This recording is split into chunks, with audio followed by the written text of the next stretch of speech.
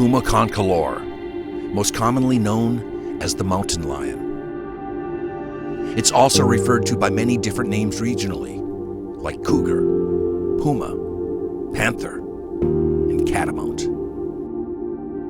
Some consider it more ghost than animal.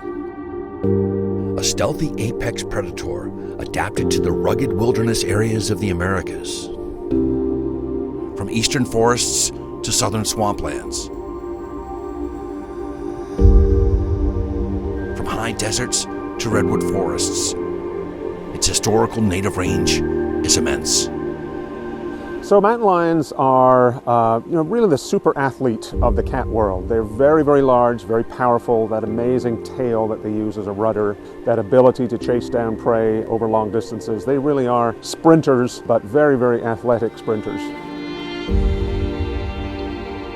During the 19th and 20th centuries, the range of the mountain lion was drastically cut. Various factors led to their demise in much of the eastern United States.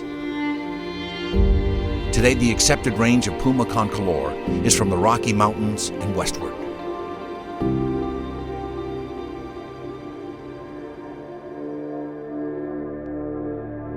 In 2018, the United States Department of the Interior published a ruling that declared the eastern mountain lion, a subgrouping of the species, officially extinct in the eastern United States.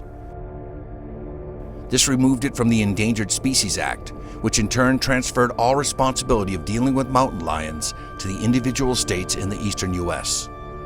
The ruling seemed to come in direct contradiction with the thousands of sightings over the decades throughout the eastern United States. New England in particular is a region with a long history of sightings.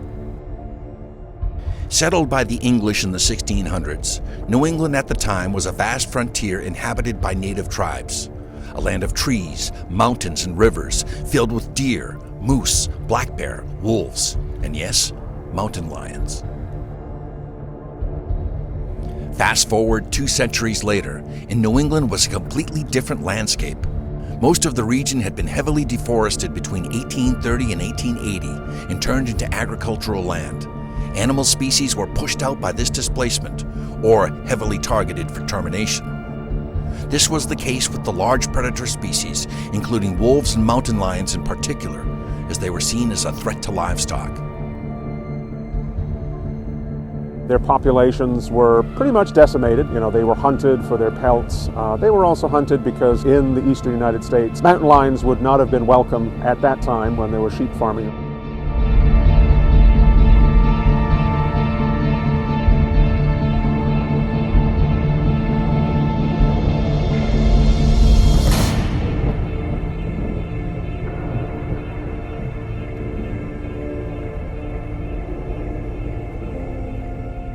In most of the New England states, it is documented when each of the last mountain lions were killed. In Amherst, Massachusetts, in 1858, the state's last mountain lion met its demise. In Vermont, the last lion killed was in Barnard in 1881. A few years later, in 1885, in neighboring New Hampshire, a hunter killed what was dubbed the state's last mountain lion. Maine's lions managed to hold out in the northern reaches of the state, with the last documented cougar killed in 1938 near the Canadian border. But that is far from where the story of New England's lions ends. In 2011, a mountain lion was struck by a car and killed in Milford, Connecticut, one of the most densely populated areas of New England, less than an hour from New York City of all places. The incident shocked many, stirring up conversation about the topic. Decades of hearsay and stories of sightings were suddenly thrust into the spotlight and re-emerged. For one man, this was a validation of his sighting mere days prior. One morning I was driving, patrolling the town, and I'd come up from one of our main roads that runs along the river. And as I was coming up the road, this animal just ran across right in front of me, maybe about 20 yards ahead of me. It just went in a blur, but I got such a good look at it. It was clearly a mountain lion. It was tan, had a long tail. When I went and talked to other guys, I said, it was a mountain lion. And they're like, no, it's definitely not a mountain lion. And then a couple days later, we we heard, that one had gotten struck on a highway, maybe 5 miles from where it happened. An autopsy done by the Connecticut Department of Energy and Environmental Protection subsequently determined the lion in question was a male specimen with genetic makeup from known populations of mountain lions in the Black Hills of South Dakota. The implications of this were enormous. This opened up the question of western mountain lions venturing thousands of miles eastward, something that had been hinted at in years prior, but never proved so spectacularly. Today, New England more closely resembles what it looked like centuries ago. While there are large human population centers like Boston and Massachusetts, in Rhode Island, and in Connecticut, the areas have become heavily forested outside the urban sprawl. Northern New England today is more forested than anywhere else. Maine is the most forested state in the U.S. at over 90% forested, with New Hampshire trailing behind in a close second. Species that were once pushed out have returned to their natural habitat due to conservation efforts and rampant reforestation. Black bears and moose number in the tens of thousands among other species. Prey species, like deer, are more than plentiful. In fact, they're a nuisance in many areas. An apex predator like a male mountain lion would have no problem staying hidden and well-fed while traveling through New England, ostensibly in search of a mate. The only problem is that sightings of mountain lions have been trickling in from across New England since at least the 1930s and seem to be increasing. I've got over 3,000 sightings or tracks of cougars that I've collected. My sightings reports go back to 1933. Some researchers of the mountain lion phenomenon believe the species never truly went extinct in the region, directly contradicting the 2018 ruling by the U.S. Department of Interior. My thinking is that 150 years ago, the state was 80% agricultural land, and the big cats were varmints because they killed, livestock. And so people went out with guns and shot them, and they thought they were extinct, but I really don't think they were extinct. I think they just went back into the mountains and back into the swamps where people don't go. And it's only recently that they're forgetting that fear of man, and now they're pretty much curious about man. Linda McCracken is a self-professed mountain lion researcher in New Hampshire.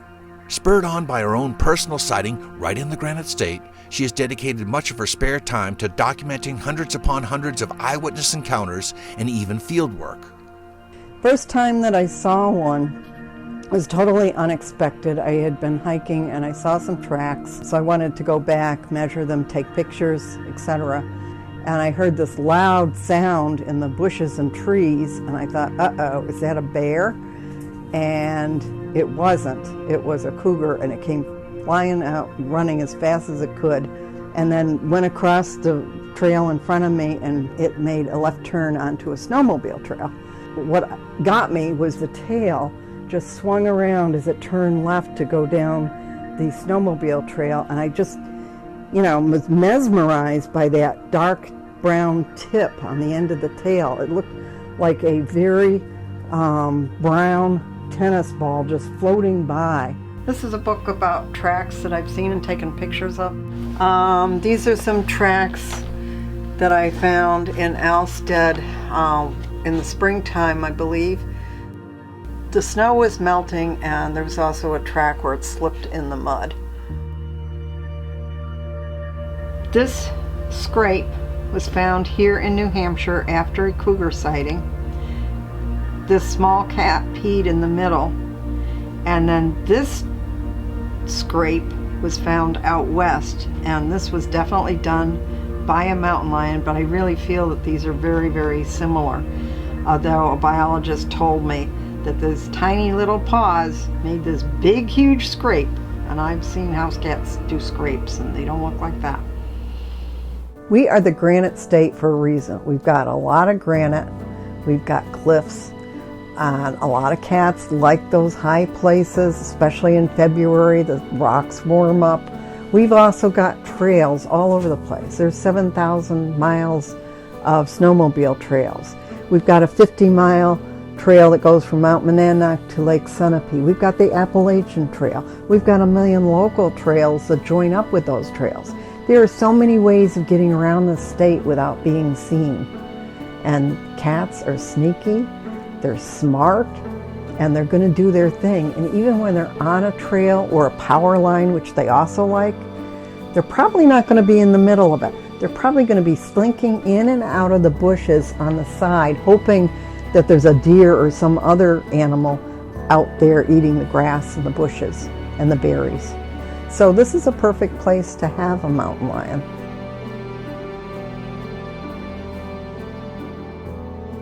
Patrick Tate is a wildlife biologist with the New Hampshire Fish and Game Department.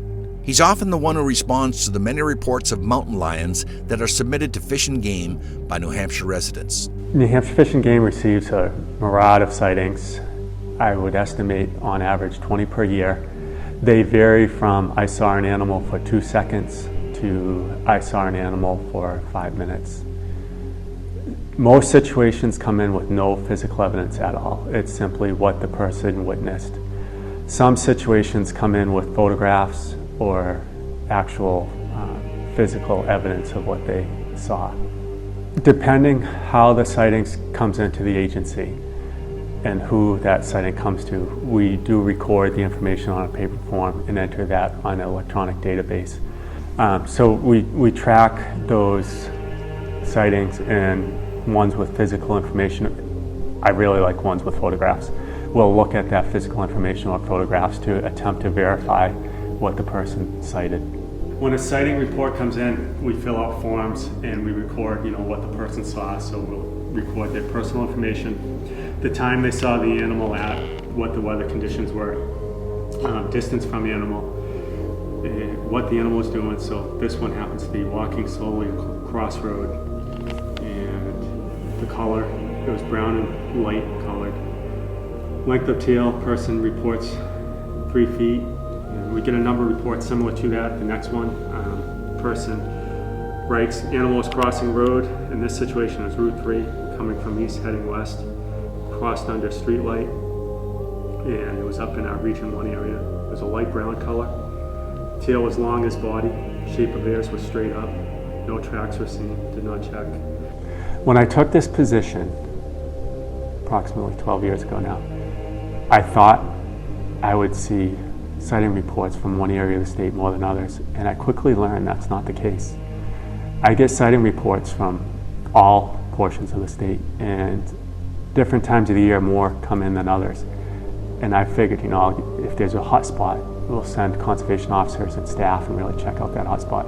But I've taken 3 reports in a day, and those be equally distributed throughout the state, north, southwest, southeast, or central. So it hasn't been any hot spot. It's the whole state.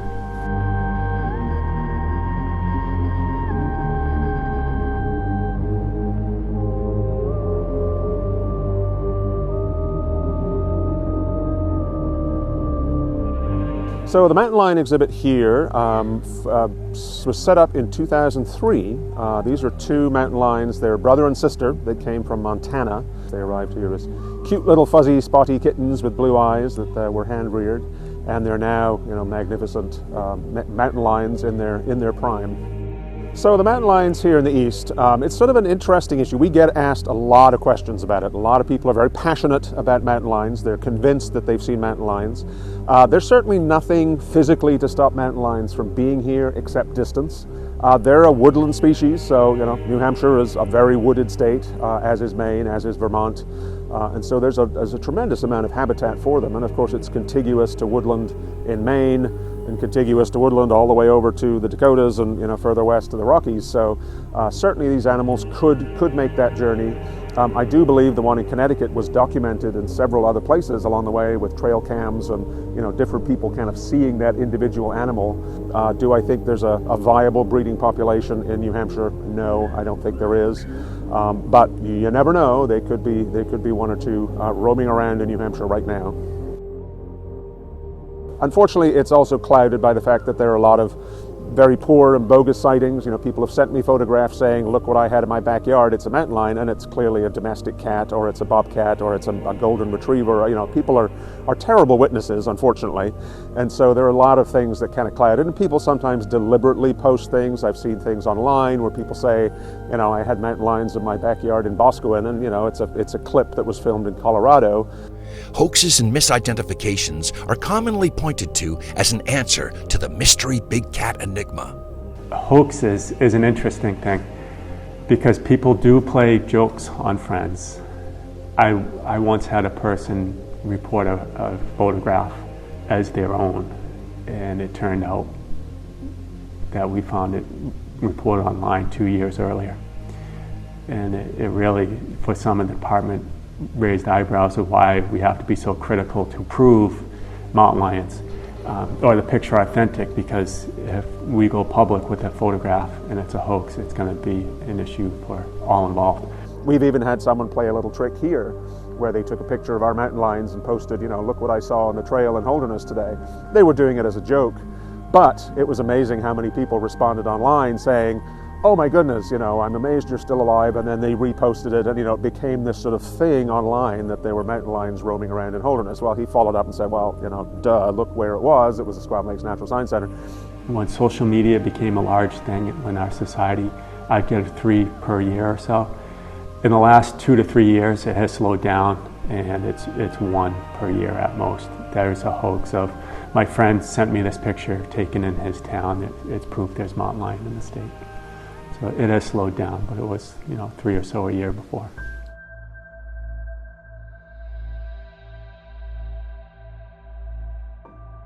John Harrigan is a veteran journalist from New Hampshire's North Woods region. He has compiled sightings and stories of mountain lions in the state for decades and has written about it for a variety of publications. I think that the eastern mountain lion hung on in the wild country of Maine, the northeastern Canadian provinces. Nobody was talking about this thing. I didn't know about it. But once I began to know about it, I began picking up on stuff. It was all over the place. And then once people found out I was interested, they began sending me clippings and were calling me up. So for a while there, for about 20 years, I was Mr. Cougar in New Hampshire. You know, that's back when I was working for other papers, and I was on the Fish and Game beat. And so I was in a good position to hear pretty good cougar reports. Plus I knew the Federation of Farm Bureau people, and I knew the New Hampshire Timberland Owners Association people, and they're the next 2 groups that are always seeing cougars on the ground. And I investigated enough of them, so I inevitably came up with 10 or so incidents that just were beyond question. There were stories that I would tell to illustrate that there were a number of these encounters that just couldn't be explained no other way.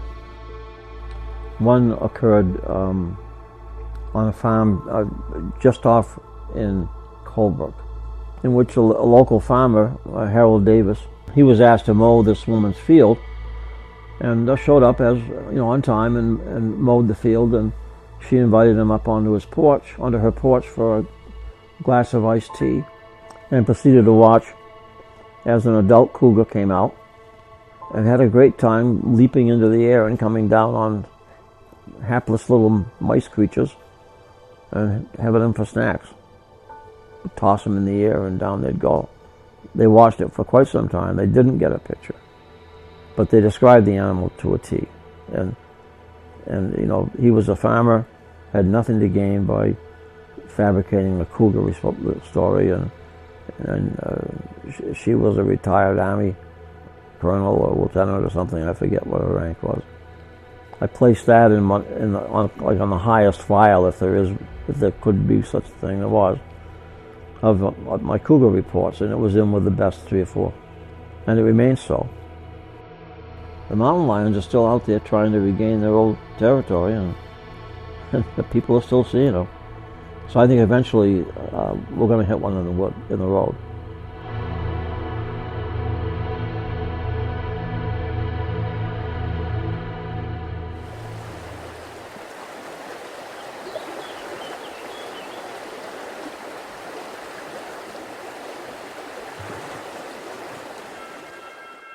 Vermont has had a long history with stories of panthers and catamounts, as they're often referred to locally. Even the teams of the largest university in the state are named catamounts. I referred to catamount sightings in a couple of my books, but the last one was supposedly killed, the Barnard beast, so-called. But we also have the Wethersfield panther, so-called, that was killed in the 1860s. And that some people believe that was the next to last catamount to be killed in Vermont. Stories began emerging of mountain lions killed in Vermont after the supposed last catamount of 1881. A group of hunters claimed to have killed one in 1914, while a writer for the Barrie Times claimed to have killed and buried one in 1923, thinking it was not a rare find. There was even a $100 reward put up by the Rutland, Vermont Herald for a panther, dead or alive. From 1934 to 1936, there were a flurry of panther reports near Chester, Vermont. It led to the formation of Will's Panther Club by a local reverend named William J. Ballou. Ballou's Panther Club found alleged tracks, and their exploits garnered press attention as far away as Boston, stirring up controversy. The Vermont of today, like the Vermont of old, is still filled with stories of panthers roaming the countryside. It came right out in front of my car. His head was right at the top of my car, and it was a beautiful cat. It was huge. It was brown and gray, and I was at awe. He looked at me, I looked at him, and then he took off through the field in Williston, and I just drove home. In this area, I believe the mountain lions are coming in from Canada over the top, through the Reservoir River area in that direction, coming in from the top that way. I've done some research online, and I noticed they have sightings east of Montreal, so there's all over in that area. Joe Gardner is a Vermont native and amateur researcher of the mountain lion in the Green Mountain State. Motivated by his own sighting in Vermont, Joe has spent much of his own time investigating the phenomena. This is where the main deer trail is, and it comes right up over the bank. That's where you saw the mountain lion jump right up over here, and he headed down that way and went back down nowhere on that side of the tracks. So this is the spot. The deer trail comes off that way, comes down that way, and it goes right along the bank, the bed here, and it comes right up here. That's the main crossing right there. I believe someday they will be here, but I think right now we have males traveling through the state. I can't say there may not be any females, but there's not enough to have a breeding ground establishment. There may be some resident cats. Vermont's a beautiful state for mountain lions. There's plenty of mountains, ledges, food, water. I mean, they got the perfect habitat for mountain lions here. I'd be hard pressed to say that we have a breeding population in Vermont because, we've got snow for 3 or 4 months out of the year, and we just don't find tracks. I would think we'd be able to find a track up in the woods. We get so many people in the woods, whether it be skiing, snowmobiling, hiking, hunting. We talk probably once a week anyway, and so we just touch base. And he fills me in on what's going on with his research, and he's told me a couple times about seeing the mountain lions right here. I had 2 cameras, but this one here was my favorite because that's where the crossing was. And the other one, I would just put it along the stream somewhere down below. That's pretty much it. But this was my favorite because that's the one that always got the good pictures right here. Because that was the main crossing. I got coyotes, bobcats. If anybody strongly believes they saw a mountain lion, I encourage them to contact the state Fish and Wildlife people. So anytime we get a report of one, we take it seriously and we follow up with an investigation, whether it be interviewing the people or trying to get physical evidence and be able to corroborate, that it did actually occur, or this, that the animal was actually there. Folks say that we're all, the department's skeptical. I'm not going to speak for our department, but generally I am, just because I've followed up on so many, and it's always been a hoax. And it's just, you spend a lot of time investigating something, and somebody's just, trying to trick you, and it gets frustrating after a while. But I still remain open-minded that folks are actually seeing them. Do I think that they pass through? Absolutely.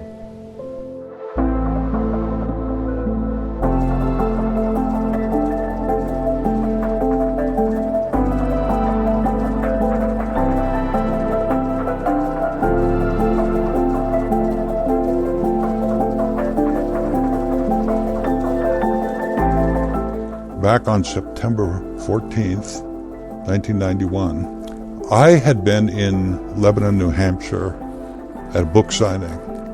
And with a companion, we were coming back from Lebanon to Burlington, Vermont, where I lived at the time. It was about 4 o'clock in the afternoon. It was a clear day. We were on Interstate 89, heading north. We were in right around Bethel, Vermont, when we both at the same time saw something crossing the road, going from south to north across the interstate. And it was big, and we couldn't readily identify it. And at some point, we both realized it was a big cat. It was a huge cat, and it was unmistakable. And the tail straight out behind it, and the movements, which were distinctly feline. There's nothing else it could have been but a big cat. It walks over to the side of the interstate, pauses, looks at us, and then, as if it were on springs, it just leaps over the guardrail and vanishes into the brush. I've been aware of them for years, but the awareness was that the last catamount in Vermont had been killed in the 1880s. As far as I knew, they were extinct. But this one wasn't extinct. And the question is, I suppose, is there a population of catamounts living here in Vermont, or are they just passing through?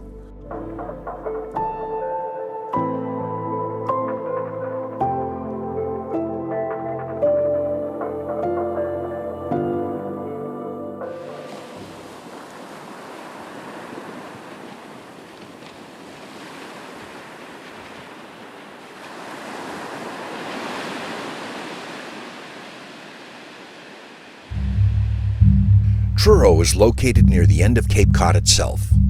In 1981, it would be placed on the Mystery Big Cat map. The case was referred to as the Pamet Puma, the Chequesset Cougar, but we know it today as the Beast of Truro. For a few months, a mystery creature roamed the area and left a bloody trail behind it.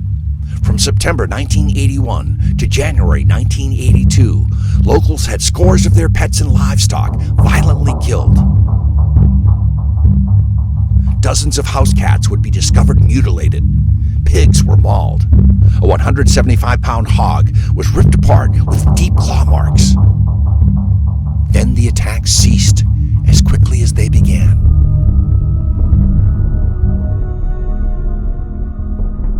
Initially, it was believed to be a pack of wild dogs, but several local eyewitnesses described a large cat with a definite long, rope-like tail. One witness even described the creature as being a mountain lion. The story gained enough traction that the New York Times covered it. While the culprit was never identified, the Beast of Truro certainly left its mark on the area. Paul Eno is a Rhode Island-based journalist and author, as well as a radio personality, hosting his own program called Behind the Paranormal. While not exactly paranormal in nature, Paul has been called on numerous times for sightings of mystery big cats in the southern New England area.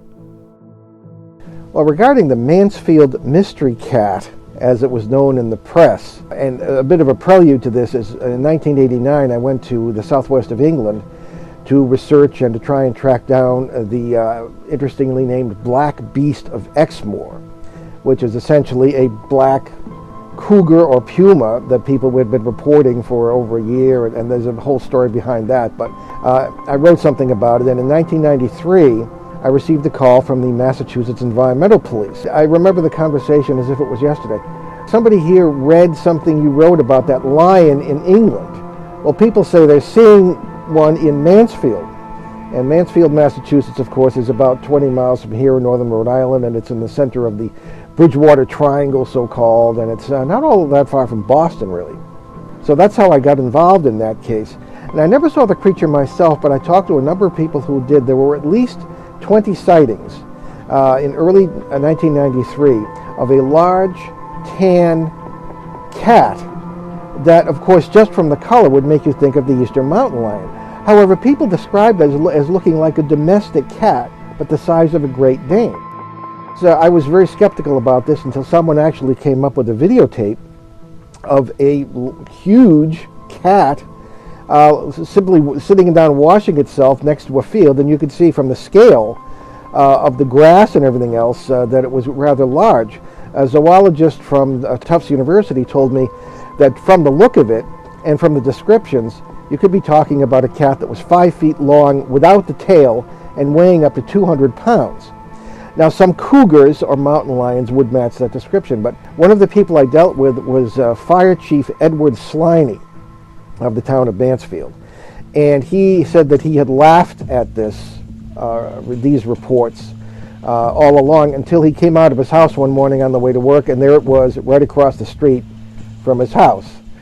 And he said he took the stories much more seriously after that, and he described it as well as a large cat that didn't look like a mountain lion so much as a huge tan-colored domestic cat.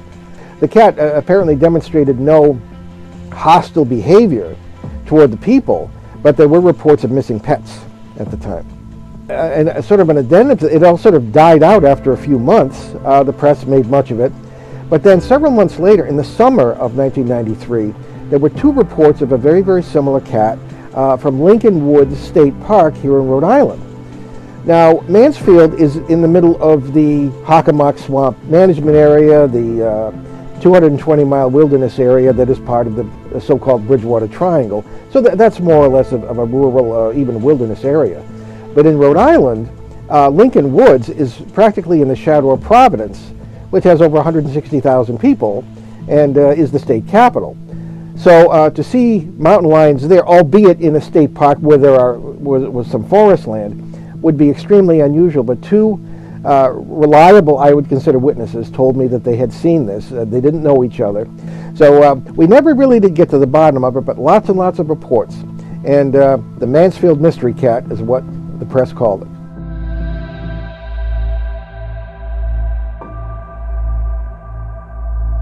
Robert Clark is a former environmental health and safety officer for the Massachusetts State College system. Based near the remote Quabbin Reservoir, which serves as a water resource for Boston, Robert has been compiling sightings of mountain lions in the area for years, including an experience of his own.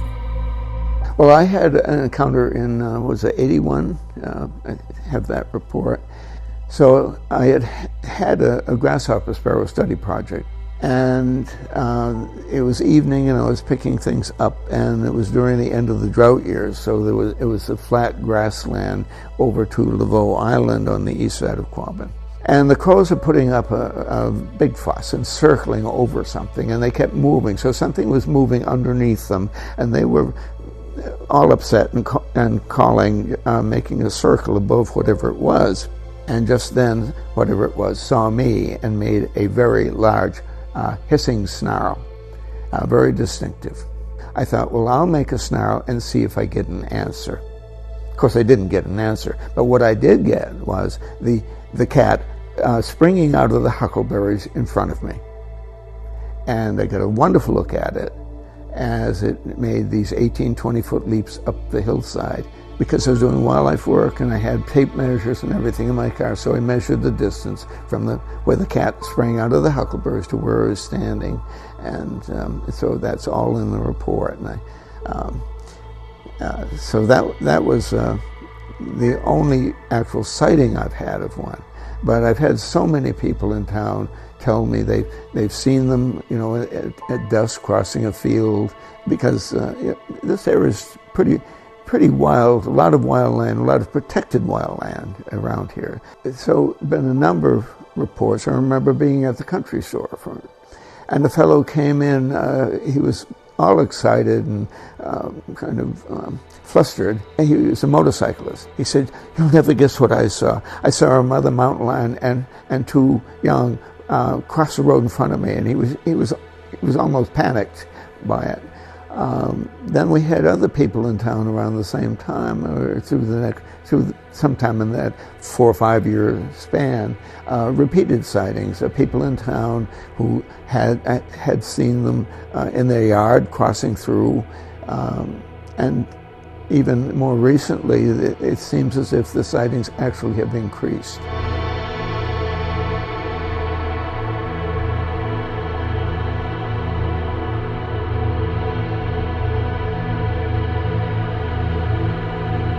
Well, one of the areas of southern New England, at least in which the mountain lion has been seen very frequently, is around the Appalachian Trail, and then also in western Connecticut particularly, which is not mountainous in the sense of the Carolinas, but there are some good-sized hills. And one of the areas is the river part of the trail in western Connecticut, which is probably the most level place on the entire Appalachian Trail. And there have been some reports from there.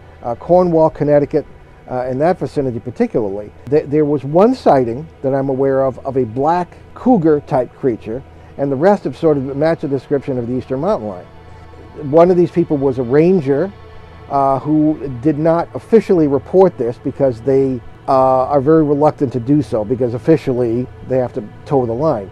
But he told me privately, with the agreement I would not give his name, that he had seen one of these things and had talked to other hikers who had. But the mountain lion is apparently back, certainly in southern New England, and lots of reports from Connecticut and Rhode Island. So I've gathered about 30 reports from Rhode Island over the past 5 or 6 years. A vast majority of the thousands of mountain lion reports across New England describe the tawny, light brown, or yellowish color that is typically consistent with the puma concolor. However, there are some reports that describe what resembles a black panther or a completely black mountain lion.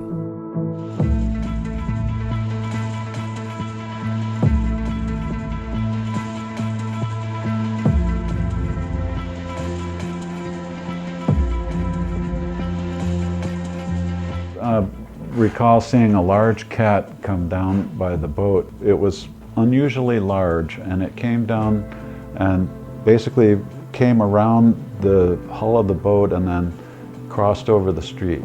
And it just struck me as a large panther, and I wasn't expecting anything of that nature. But it didn't look like any cat that I expected to see here. Mountain lions are not known to have examples of melanism, resulting in the black pigmentation of the fur. Bobcats, while differing greatly in size from mountain lions, are the most commonly misidentified animal when it comes to alleged mountain lion sightings. Melanism is known to occur in bobcats, however. So we've got some impressions outside that are abnormally large for a cat, but seem to share the shape of a cat impression. There are other impressions that I've gotten that were, shall we say, smaller in size, that were clearly appeared to be bobcat. I have something out there that I can't really identify as anything else right now. After his panther sighting, Greg set up a camera system around his home in an attempt to gather further evidence of what he had seen. I was able to see and identify a lot of things after the fact by, if I had what I'd call a hit on video, the next day you could go and physically verify at that location impressions or tracks or not, things that you were trying to verify with a secondary view, if you will. A little note about what I've seen, small creature, was it a fox or a cat? I can go back and review it. I've got the timestamp that I can then zoom back and review. For instance, I have one here at 12:13. We could just go back up.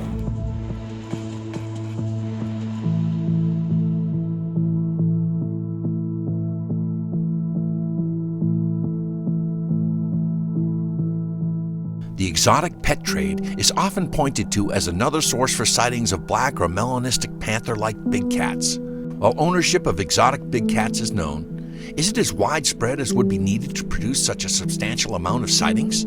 A lot of people have said they're drug lords and circuses and other things, and all kinds of people who have pets and they let them go. The only thing that I know is I heard of one person who came up from Texas with a cougar and let it go. But every other thing I've run down has been a fake report. Given the harsh winter climates that exist in New England, it is uncertain how a jaguar or a black panther, originally from closer to the equator, could survive in such a climate and thrive.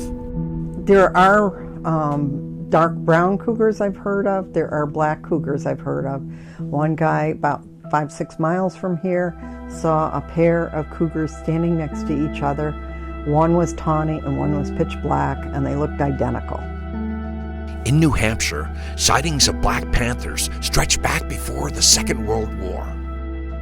Well, when I was a kid, when I was 11 or so, I was riding along in a pickup truck with Rudy Shatney. Anyway, he was a good friend of the family, and I was riding along with him to go get some gravel, and he pointed to a prominent spruce tree down in the pasture and said, "That's where Garrett Hilbert and I saw a mountain lion just before the war, 1939. I said, "A mountain lion?" And he said, "Yeah." He said, "It was coal black. It was about as big as a German Shepherd."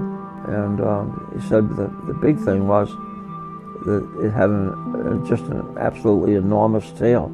He said, "I never forget the sight of it."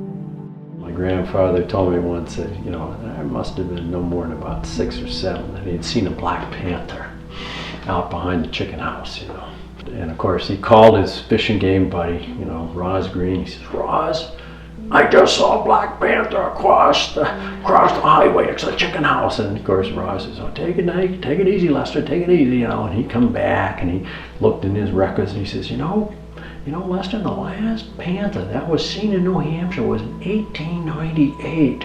Are you sure you saw a panther? And I think what it turned out to be was a fisher. And of course, fisher were off the landscape for a long time, but they were just starting to come back. And anyway, it was a kind of a humorous story about the black panther. Wildlife biologists have a tough enough time admitting that they might even be here. They're already out on a big limb. And then when you throw the black anomaly into it, they go crazy. "Don't bother me with that, I've got enough to do to get people to listen to me seriously on whether they're here." So that's a tough one.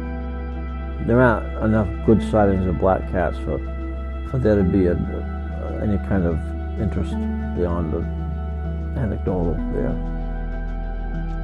Whether misidentifications or real animals, the Black Panther enigma seems to be an undying mystery within the larger body of big cat sightings in New England. Evidence may be scarce, but reports are plenty, a common theme with this topic. Many will lament the absence of concrete evidence in New England.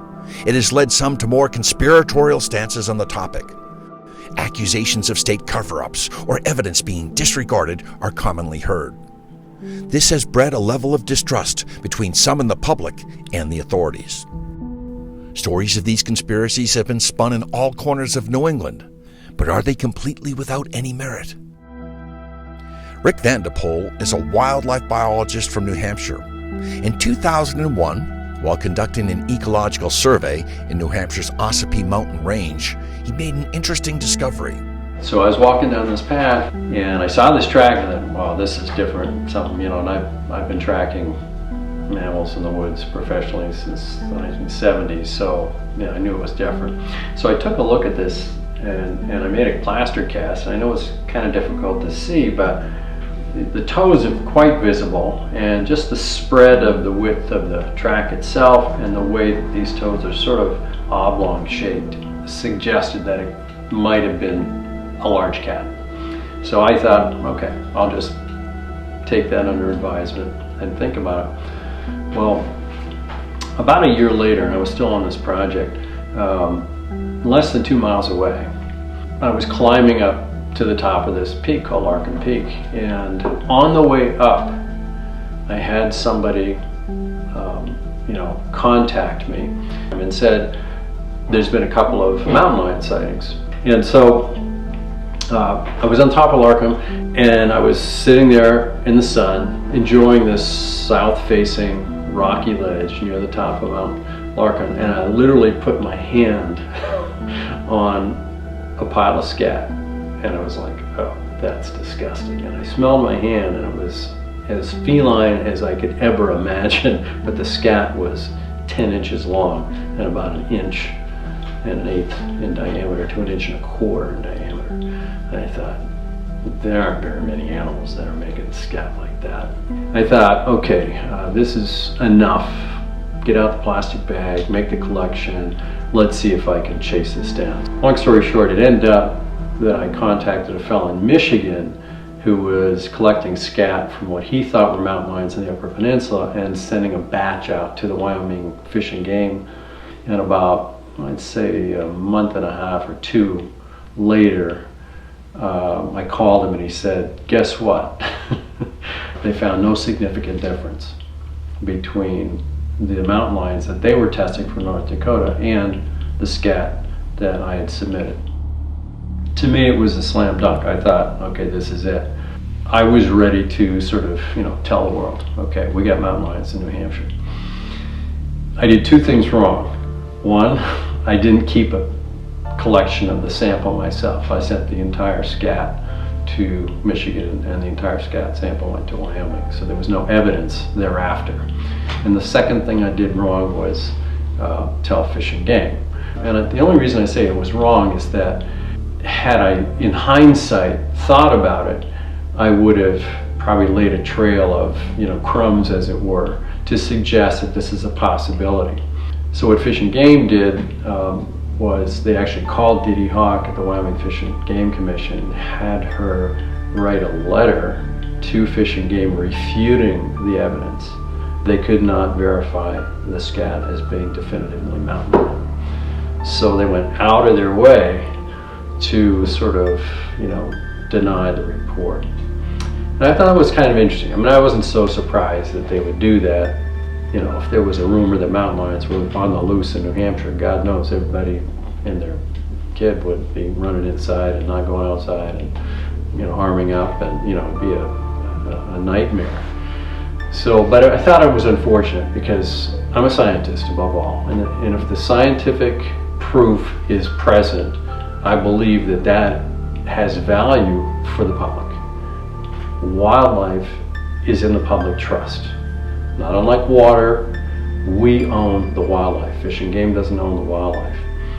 We manage the wildlife. And so in that context, I thought we should be letting the public make the decision on the basis of evidence as to whether or not we need to take any steps relative to whether mountain lions should be looked for or managed or an educational program started. And it shouldn't be Fish and Game's decision necessarily to, bury that kind of evidence, which I was forewarned they would likely do.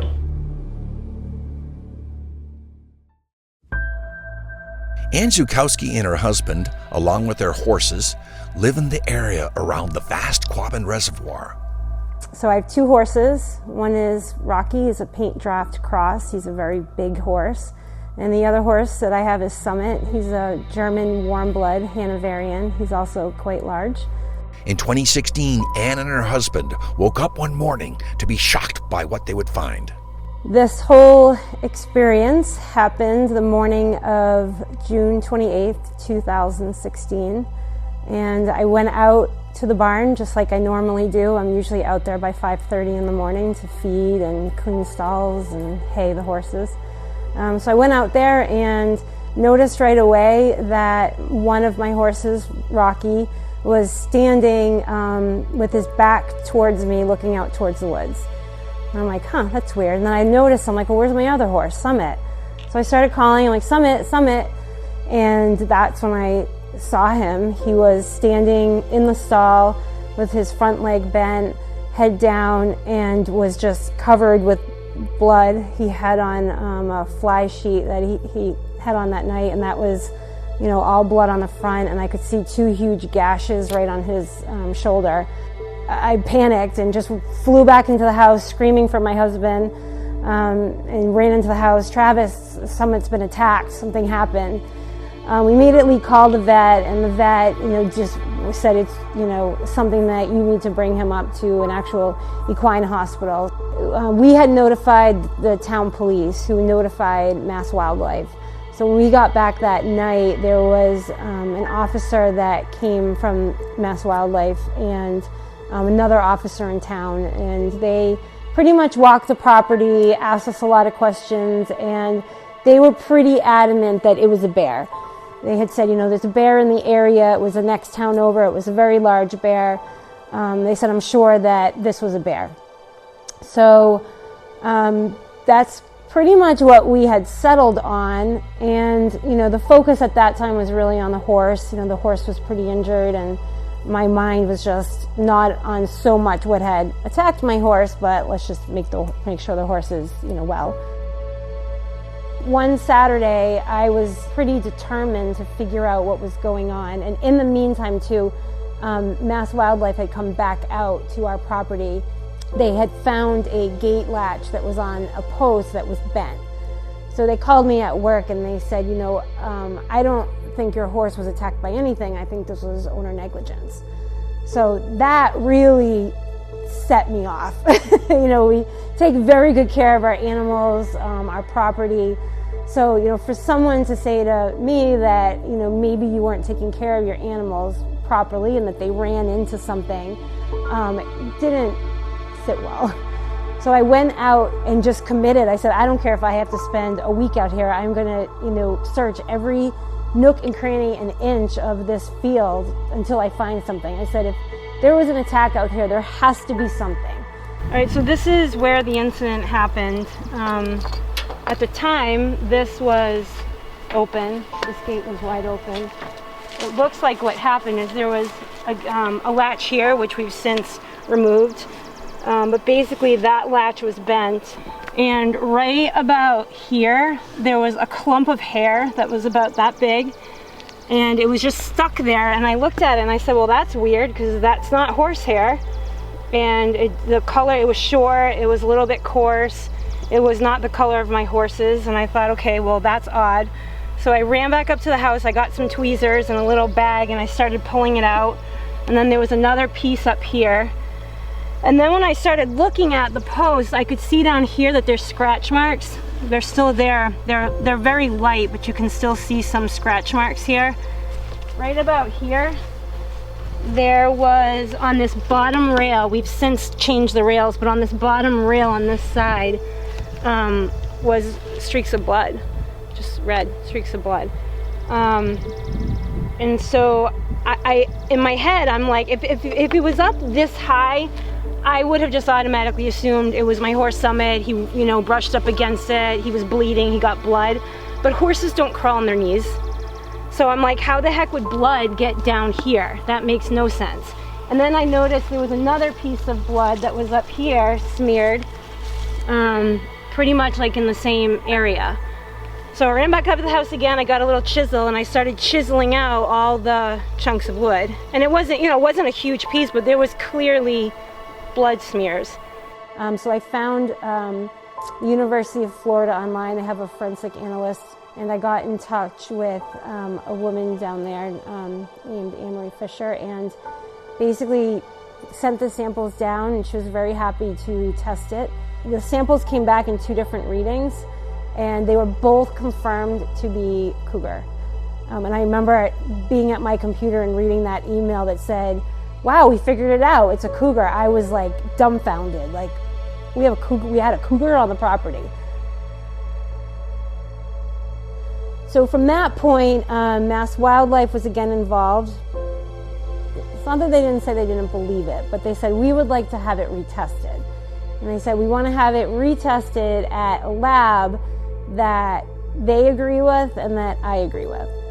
So I said, sure, we can do that. So they decided to send it to the University of Arizona. There's a very well-known cougar researcher there named Melanie Culver. And that's where the story starts to get a little sketchy. Melanie did come back and confirm verbally that she did agree with the results from the University of Florida. She agreed that the hair sample and the blood sample, the tests that were done on it and the results of that, she did agree that it was done right and that it was a cougar. I have, at this point, been trying to work with Mass Wildlife to get this evidence, or get these results posted onto the Department of Wildlife for Massachusetts, posted onto their website as a confirmed sighting. There's 2 on the website now. It seems every time I reach out to Mass Wildlife, they have some further questioning. They've got to run their own studies. They've got to do this, they have to do that. And I keep saying, I said, I have 2 samples. I have blood and I have hair, DNA from both that have proven to be cougar. Why won't you post it on the site? But, you know, it's been almost 2 years, and I'm just going to keep going. You know, I want to put that information out there because I do think that the public should know, and it's confirmed evidence, so I don't see why we can't make it known.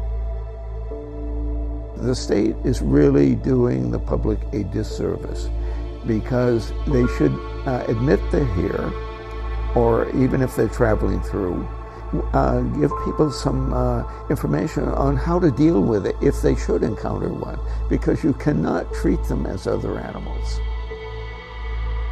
I've had several reports. One person in New Hampshire was actually paid, I believe it was $600 because her horse was mauled. And there is a law on the book that if your horse has an attack by a mountain lion, the state has to pay you. On the other hand, I know somebody else whose horse was mauled and she got nothing. And I know a guy whose cow was killed and he got nothing. And I know somebody else, in fact, not only did he get nothing, but they told him he made his own cow sick and that's why it died.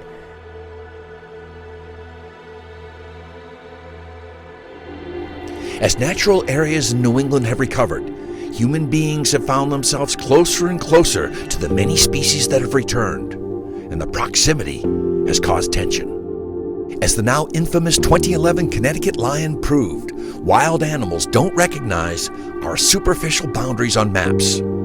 They are moving eastward, that's all I can say, but how many is the question. I got a dream where I like to be a non-profit organization and work with the state and the feds, maybe live trap one, collar it, and release it and watch his movements where it goes. That's what I like to do in the future if it's possible. I just really wish that we could bring enough evidence forward so that there's, without a doubt, any reason to not say that they are here. You know, it's just if there's any evidence out there, just bring it forward and make it known. I mean, I don't see why we couldn't coexist. I think there is a romantic mystique, if you want to say it that way, but there's also a fear because they are very powerful. They've got big teeth, they've got big claws, and you know, if you're face to face with one, it's pretty hard to deal with that. But at the same time, it just shows that the wild can be right here in our backyards. You know, I'd be delighted to know that there were mountain lions here in New Hampshire. Maybe other people wouldn't, but you know, I think that they could certainly survive in the northern part of the state. There's plenty of deer, there's plenty of space for them to be, and it would be wonderful to have, you know, that wonderful wild animal back in the state of New Hampshire. To try and understand how people can understand or accept another predator into their midst, and it always tugs at us, because we are tied genetically to our ancestors who feared, rightfully so, not just a competition of game, but feared for their lives as being a potential prey species amidst these other top-end predators. So that kind of fear is going to arouse some very primal responses from all people.